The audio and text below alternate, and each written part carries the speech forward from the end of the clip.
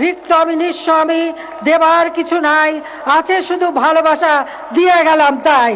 জয় বাংলা, জয় বঙ্গবন্ধু, বাংলাদেশ চিরজীবী হোক।